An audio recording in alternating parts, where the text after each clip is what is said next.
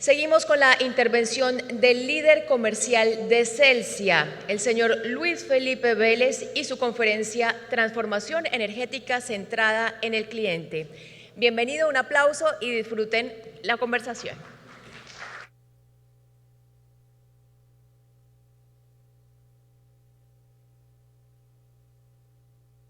Aló, aló. Había que prenderlo. Muy bien, buenas tardes a todos. Andesco, muchas gracias por la invitación. Yo, pues debo comenzar esta charla por el título de la misma, o sea, transformación energética enfocada al cliente. Solo con leerla ya hay dos palabras que no cuadran en el léxico que se ha utilizado todo el día en el evento. Básicamente es la palabra transformación, que estamos reemplazando la palabra transición por transformación. Voy a elaborar sobre eso en la charla, o sea que esa la voy a explicar bastante bien. Pero la otra es cliente y no usuario. Siempre hablamos de usuarios, toda la charla se ha hablado de usuarios, en Celsia hablamos de clientes. ¿Y cuál es la diferencia? ¿Por qué para nosotros sí es importante decir cliente y no usuario? Usuario es el que usa, usuario es el que recibe algo y lo usa. El cliente es el que escoge qué quiere usar, cuándo lo quiere usar, cómo lo quiere usar. Esa diferencia para nosotros en Celsia lo es todo a nivel cultural en la compañía. Ahora sí, entremos en materia. ¿Por qué no transición y sí transformación? Ley 1715 año de 2014, hace 8 años. La ley que habilita la transición en Colombia. Llevamos 8 años hablando de transición. Efectivamente se lanza la ley, se aplica en el 2015, un año después del 2014, y empieza, digamos que el desarrollo y la penetración de nuevas tecnologías, empieza la transición energética en Colombia. O sea, empezamos todo este proceso, está en camino, ya les voy a mostrar unas gráficas y unos numeritos que hablan de lo bien que vamos, porque vamos muy bien, vamos por muy buen camino. Pero realmente transición es algo medido y limitado en el tiempo, eso tiene que llegar a un fin, tiene que entregar algo al final, tiene que hacer una transformación al final, y por eso queremos hablar de transformación, y eso es lo que les voy a contar un poco más a profundidad. Las 4Ds. Muchos de los del sector eléctrico o los que estén en el sector eléctrico pues están familiarizados con las 4Ds. Las 4D básicamente descarbonización, digitalización, descentralización. Taché la palabra democratización para evitar confusiones, caras, miradas, etcétera, y la reemplacé por la palabra acceso. Democratizar los sistemas de energía para que haya acceso a los mismos, un acceso en igualdad de condiciones para la mayoría. Voy a elaborar un poco más de esto también. Estas son las 4Ds que todos conocemos, incluso en la última, esa foto es una foto real, pero es una foto real de Panamá, de un proyecto nuestro de Celsia en Panamá. No tenemos fotos de esas en Colombia, ya les voy a contar qué debemos hacer o qué creemos que podemos hacer para tener fotos de esas en Colombia. Transición, vamos súper bien, empieza la transición energética, esto tiene apuntador, sí. Empieza la transición energética, empezamos a hablar de ella por allá en el 2015, 2014, 2015, como les comentaba, y miren cómo vamos en el 2022, esta es la matriz de hidro, esta es la térmica, y aquí ya empieza a aparecer solar, pero muy tímidamente, empieza a penetrarse la tecnología solar muy de a poquitos, pero miren lo que va a pasar en el 25, o sea, solamente a 3 años de lo que estamos hoy, o bueno, ya 2 años larguitos, el 27% va a ser tecnología solar en la matriz colombiana, o sea, vamos muy bien en transición energética. Efectivamente, no solamente Colombia es la 6ª matriz más limpia en la generación de energía del mundo, porque utilizamos hidro principalmente, acá lo vemos claramente, el 67%, sino que fuera de eso estamos acelerando entrar nuevas tecnologías como solar y eólica a nuestra matriz. Habrá quienes dicen que Colombia es solamente el 0.6% de las emisiones globales, no importa. Eso no nos exime de la responsabilidad de seguir trabajando en fortalecer las energías renovables en nuestra matriz de generación. ¿Qué pasa con el mundo? Es un poco diferente. El mundo no es tan verde, no es tan sostenible en términos de generación. Estas son cifras UCME, José, me corriges, cifras UCME, esta fuente UCME. El mundo no es tan verde como nosotros. Y no está pensando tanto en la sostenibilidad, no, por lo menos no todos los países, no todos, unos sí, otros no, para ser justos con el comentario. Y la proporción de solar, eólico y energías verdes o energías renovables no es tan alta como en Colombia. O sea que Colombia no solamente hoy es más verde que todo, sino que en el futuro también va a mantener el liderazgo en generación de energía verde. Por eso es que al seguir hablando de transición empieza a convertirse repetitivo. Ya es algo que está rodando, ya está en el ADN de la industria energética colombiana, ya está funcionando. Entonces, si no me creen, o mejor dicho, quisimos validar con clientes en la calle, gente de a pie, gente como cada uno de nosotros cuando estamos en la casa, no en la oficina. Salimos, estos son fotos reales, gente real, aquí hay representantes de Buenaventura, Ibagué, Tuluá y Zarzal, en Tolima. Y les hicimos dos preguntas muy sencillas. ¿Qué es transición energética? ¿Y cómo lo beneficia la transición energética? ¿Qué creen que respondieron? No saben. Muy pocos, esto no es estadístico, yo no voy a decir porcentajes porque esto no tiene una fuente estadística. Muy pocos dijeron, ay sí, eso es meter solar, eso es poner energía solar. Muy pocos. Pero la segunda parte o la segunda pregunta, ¿y usted cómo se beneficia? Ni idea. Dice, no, eso es bueno para el planeta. Pero ellos, el cliente de a pie, el cliente final del sistema de energía de Colombia, no está viendo en qué lo beneficia la transición energética. Vuelvo y digo, el mensaje es, hay que seguir haciendo el proceso de transición, hay que seguir hablando del proceso de transición, pero el cliente, y le voy a seguir diciendo cliente, para nosotros son clientes, no ve ningún beneficio en la transición energética. Ahora sí hablemos de transformación, que es a lo que quiero hacerle un poquito más de énfasis. Año 1995. Los que puedan y tengan la edad para hacerlo, ubíquense en ese año, 1995. Yo venía a pasar vacaciones frecuentemente a Cartagena y parte del programa era ir a hacer fila en Telecom. No sé si se acuerdan. Uno iba a Telecom, hacía fila, le daba el número a una niña a donde quería llamar y al rato le decían, atento Medellín, cabina 8. No sé si a alguien le tocó esa situación y entonces uno iba a la cabina 8 y entraba a la cabina 8 y en la cabina 8 hacía su llamada a 1.200 pesos el minuto. A eso nos costaba una llamada por minuto, 1.200 de la época, no de hoy, de la época. Este sector se transformó, se digitalizó, entró tecnología a reemplazar esas tecnologías. Este sector tuvo un cambio radical y miren lo que pasó. Pandemia, ahora sí, vámonos a la época actual, 2018, 2019. En pandemia, cada uno de nosotros estábamos en capacidad no solamente de no hacer filas, ni de pagar 1.200 pesos el minuto, sino de hacer videoconferencias en simultánea con gente en todo el mundo, hasta 300, 400, 500 personas. Eso es transformación. Eso no es transición. La transición fue instalar las antenas, instalar las fibras, instalar los cables. La transformación se da cuando nace la competencia y cuando nace el libre mercado y cuando ese cliente final se beneficia.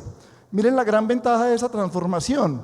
Antes era un logo, Telecom, hoy en día pues cada uno escoge el proveedor de telecomunicaciones o la plataforma, esto no es un proveedor de telecomunicaciones, la plataforma para conectarse que más le convenga. O sea, hay una verdadera transformación en cómo nos relacionamos con las telcos hoy en día. ¿Qué está pasando en el sector energético? La tecnología viene también en una curva, digamos que igual, bajando sus costos de inversión y cada vez hace que se habilite más el acceso a ella misma. Estas son gráficas generales, no las voy a explicar en profundidad, simplemente sabemos que desde los años 80, finales de los 70, la energía solar se empieza a hacer, digamos, más popular en el mundo y empieza a bajar su costo. La energía eólica en los últimos años ha tenido un decrecimiento en sus costos de instalación fuertísimos, por lo cual ya estamos oyendo que Colombia tiene grandes proyectos eólicos y claramente grandes proyectos solares, como mostraba en la gráfica de transición energética. Almacenamiento tiene una curva similar, pero todavía no hemos llegado al punto de masificarlo. Ya almacenamiento, el costo promedio está permitiendo que se utilice en grandes soluciones para la red, para la estabilidad de la para la frecuencia, para la calidad del servicio o para la atención de picos. Todavía no es común que hablemos de energía, de almacenar energía en soluciones residenciales o industriales. Ese todavía no ha llegado allá, pero va a llegar.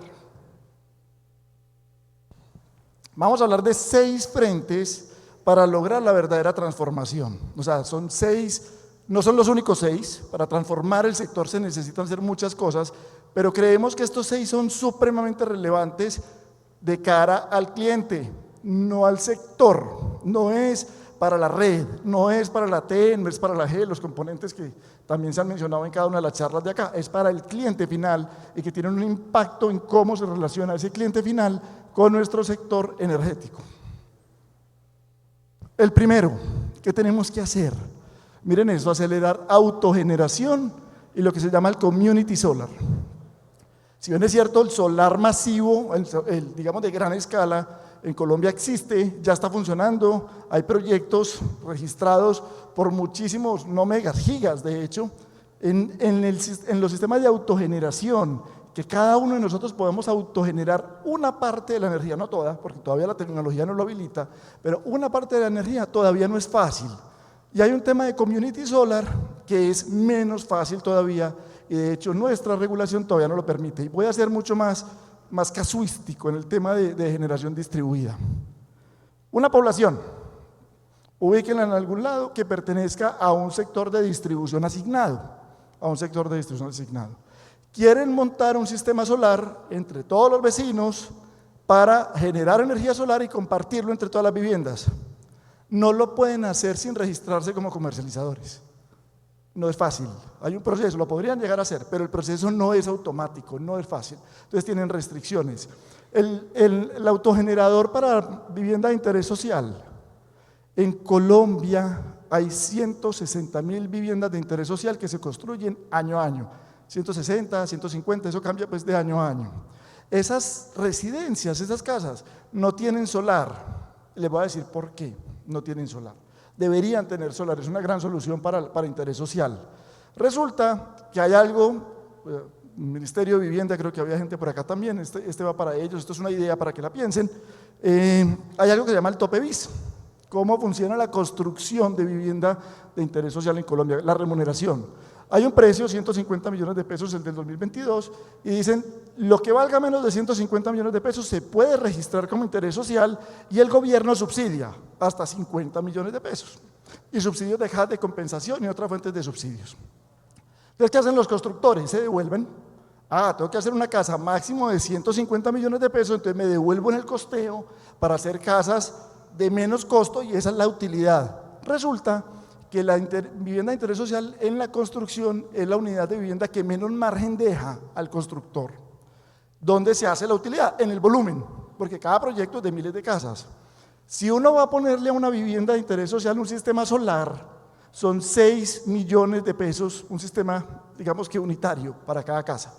La ecuación no da, el constructor no es capaz de meter 6 millones de pesos en su modelo de costo para que ese propietario o futuro propietario, dentro del crédito hipotecario a 30 años o a 20, meta el precio del sistema solar. Entonces ahí hay un tema de límites de construcción que no permite que se masifique.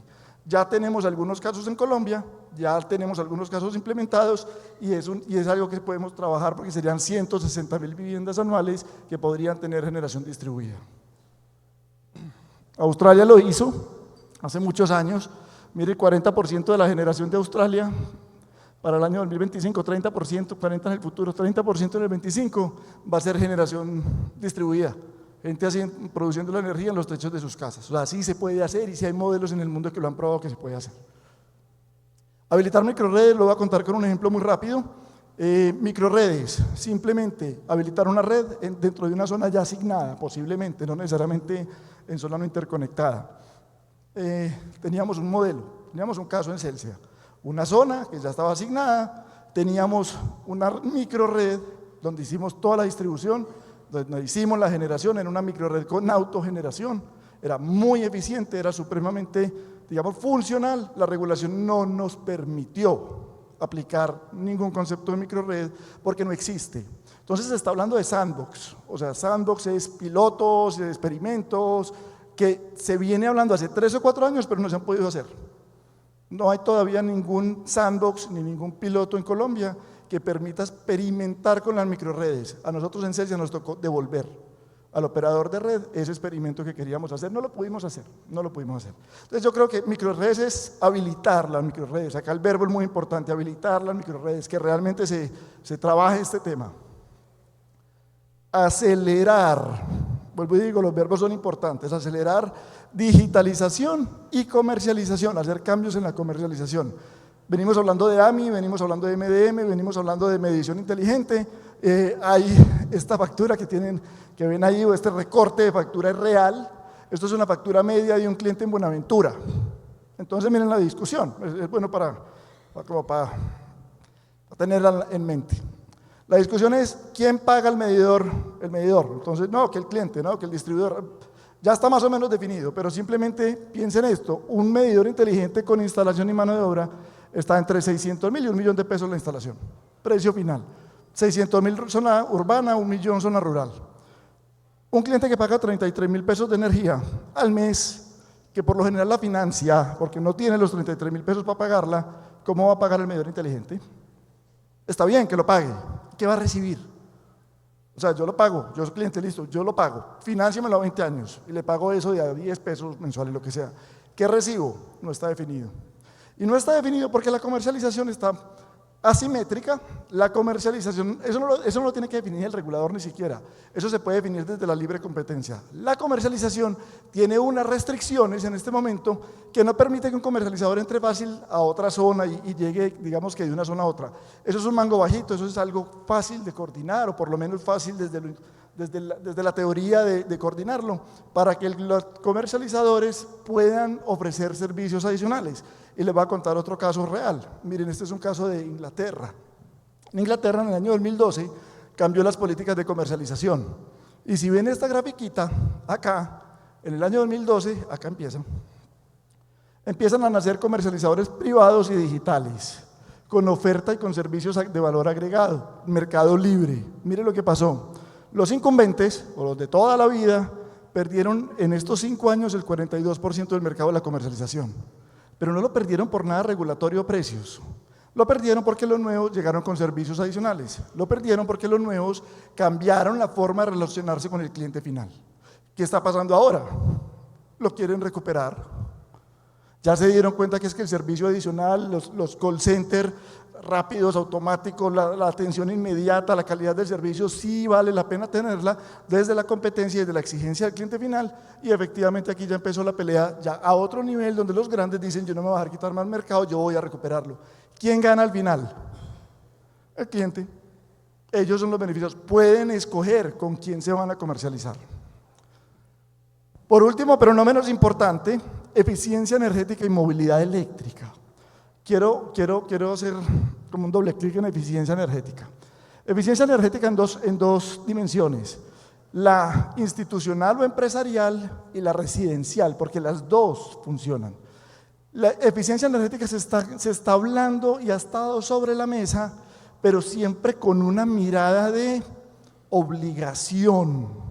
Es: o eres eficiente, o voy a pensar cómo te castigo, o voy a pensar cómo te multo, o voy a pensar cómo te cobro más porque no eres eficiente. Miren, nosotros llevamos 7 años haciendo negocios con empresas en el B2B de eficiencia energética en Celsia. Yo no conozco el primer empresario que nos haya preguntado: vení, ¿cómo gasto más energía? Todos, absolutamente todos, quieren ser eficientes en el consumo de su energía. Es que es natural, un empresario quiere ahorrar, eso es parte del costo de sus productos. Simplemente nos ha faltado enseñarles, acompañarlos, incentivarlos para que puedan lograr mejor su eficiencia energética. Pero quiero ser claro, la ley 1715 contempla beneficios para la eficiencia energética, o sea, sí se ha hecho algo, sí funciona, sí hay cosas sobre la mesa, pero posiblemente falta empujarlas un poquito más. La eficiencia energética residencial es mucho más simple, pero más compleja de implementar. Más simple, ¿por qué?